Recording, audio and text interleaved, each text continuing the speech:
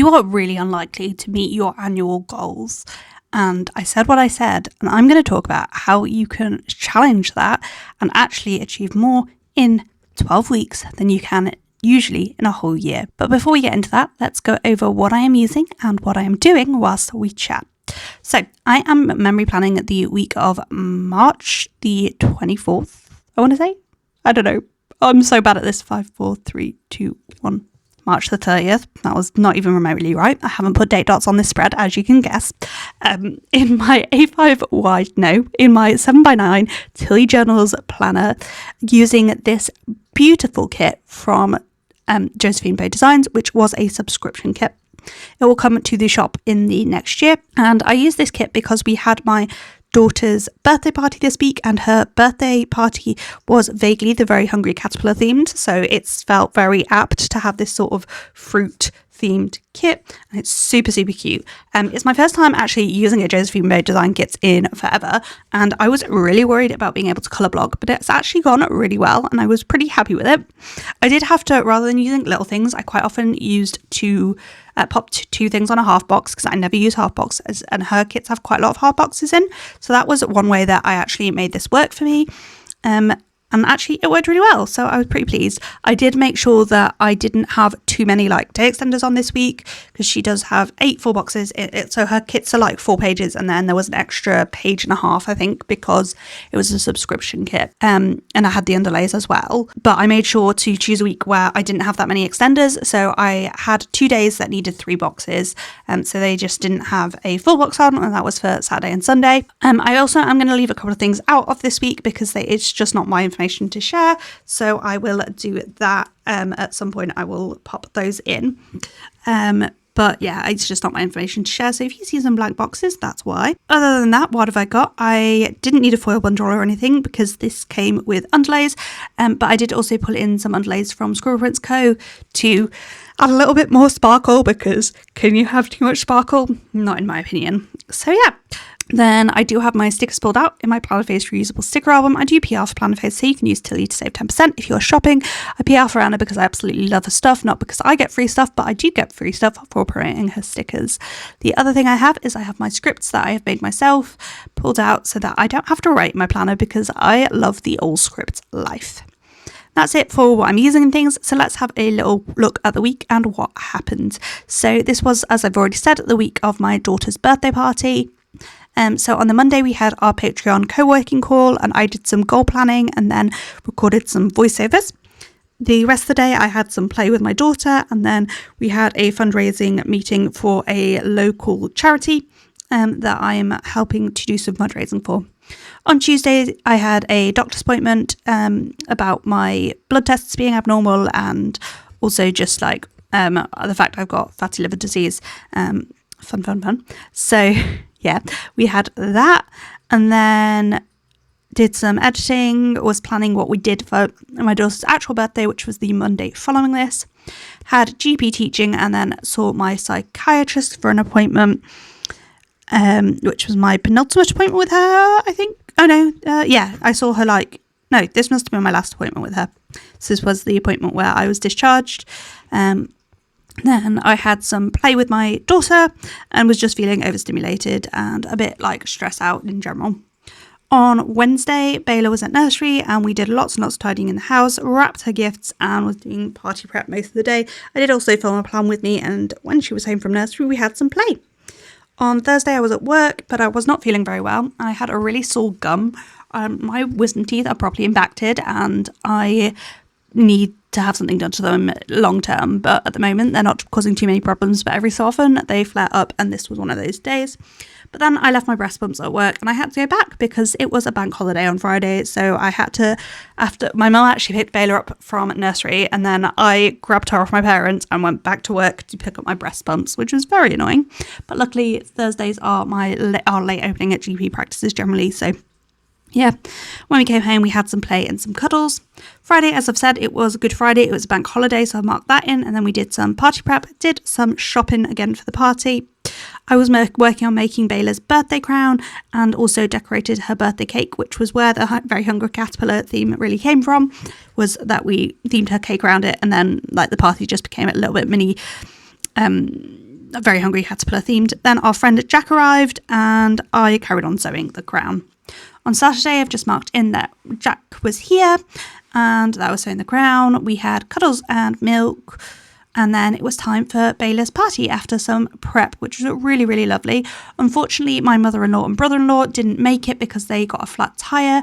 My other brother-in-law, as in my sister's husband rather than my husband's brother, went to meet my mother-in-law to try and bring her to the party. But then their tow truck arrived before he did, and she didn't want to wait on the side of the road on her own anymore, on her own, so she left, and so it was all a bit awkward and a lot of drama, but that is just what it is. Like, it all makes sense why it happened and things, but yeah, it was a lot of drama, and there's a lot of phone calls, which was a bit stressful because I was trying to enjoy my daughter's birthday party, but it was what it was.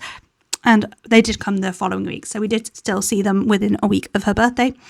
Then was just chatting to people, having fun. We had her cake and had lots of playtime with all of the babies. It was so much fun. Bayla refused her morning nap and then did not nap at all this day, so she was a bit irritable in the evening. I went and popped and did a bit of grocery shopping, and then in the evening we played some Mario Kart with Jack. On Sunday, had a lie-in. Some stuff happened that I'm not marking in. We played some moving out, had some me time. We went over to my mum and dad's house for an Easter egg hunt because this week was Easter. Had a roast dinner with them, and then they had a cousin's bath, and then we prepped for her actual birthday, which was the next day. So that is it for sort of the week and what we did and things. Fun fact, I planned this week on the wrong spread in my planner, so it should have been on the page before. And I think what I'm probably going to do is glue those two pages together and add in uncoil and add in an extra page of planner after this week. But yeah, I've not decided yet, so leave a comment down below of how you think I should fix this, because I haven't decided yet. I have also got a poll on my Instagram right now, which is going to be a while ago when you first see this. But let's talk a little bit more about what I said at the beginning of this video, which is that annual goals just do not work. So a year is a really long time to dedicate to anything. And at the end of the day, when you try and dedicate a year to something, it's really easy to fall off, or it's really easy to go, oh, I don't do that right now. I'll do it later in the year. I'll do it later, because later is ages away. You've got another, even 3 months in, if you've not started a goal, you're like, oh, I've still got 9 months. It's fine. That keeps happening until the last 2 months of the year, when you realise your deadline is pretty much there, and either you completely give up on the goal because, well, you've basically failed it already, or you really push yourself and stress yourself out and work at like more than you should be doing to meet goals. And this is really prevalent in businesses. So I've read twice this year now, 12-Week Year, which is a book about this, which talks a lot about the business side of it.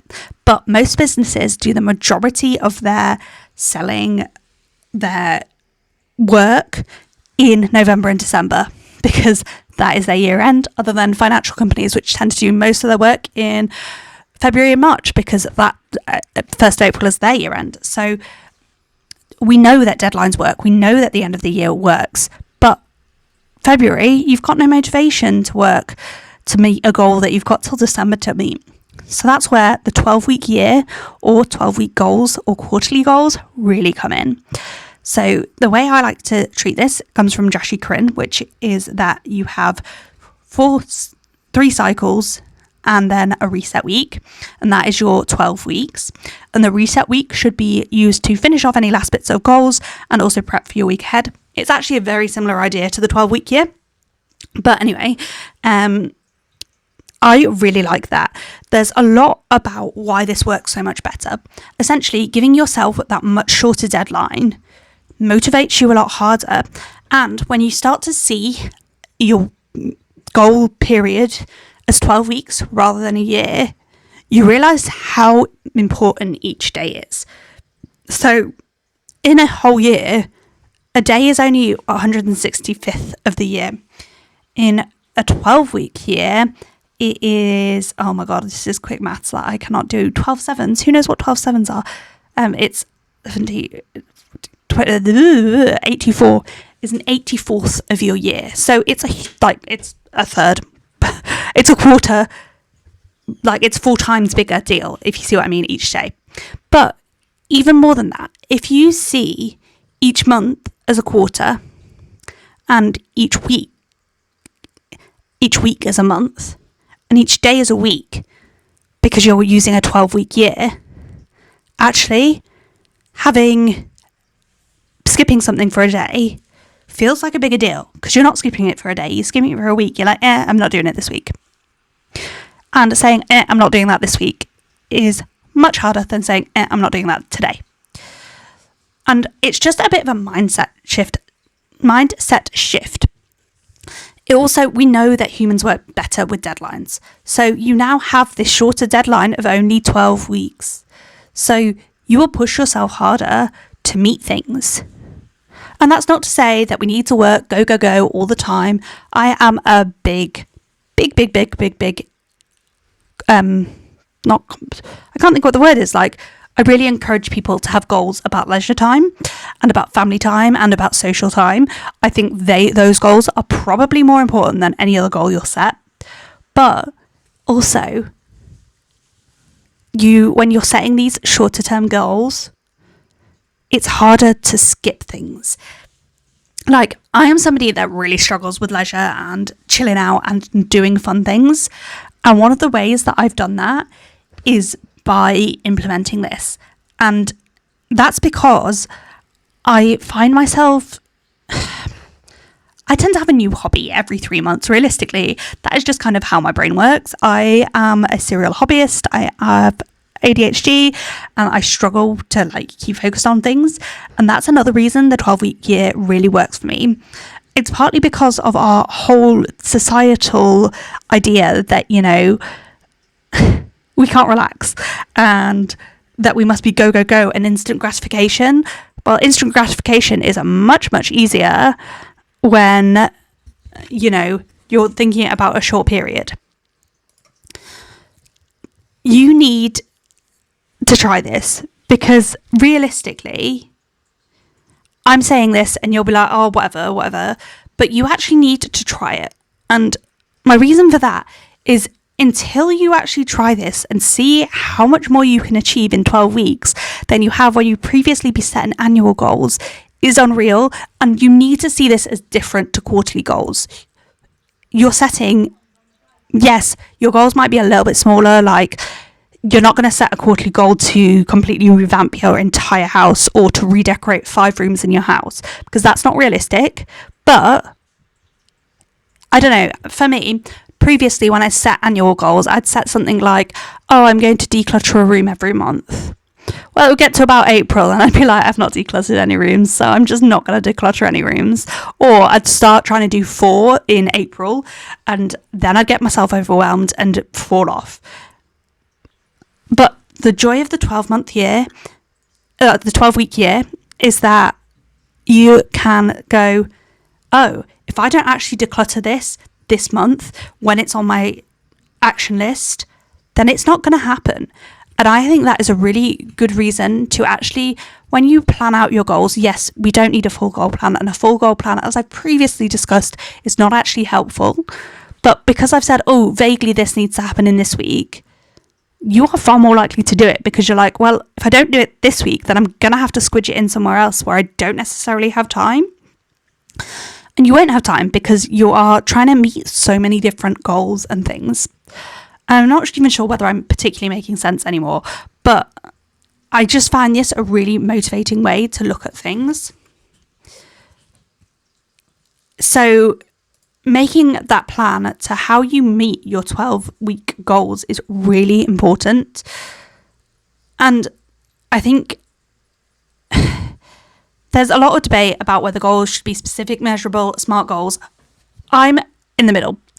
I like to know when I've achieved a goal, but not all goals need to be specific or achievable straight off the mark. Even if it's not like the whole overall goal isn't SMART, I think your action steps need to be actionable and time sensitive. And I think that's one of the things a 12-week year really, really helps with, is that you are under time pressure And yes, we don't want to be living our entire lives under pressure. We don't want to be living in a big stress cycle. And I'm not talking about that. I'm not talking about putting so much pressure on you to achieve things all the time.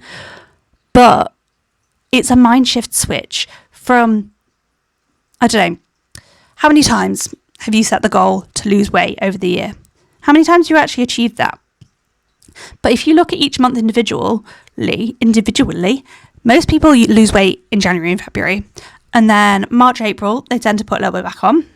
Some people then lose a little bit more. And then it completely goes out the window for the rest of the year and end up after December weighing more than you did the December before. And that's really common because you have that motivation at the beginning. And at the end, you either have motivation or you've just given up. There's one or the other. That's how sort of November, December tends to go. You've either given up and don't work on it at all, or you're pushing to meet your goal in December.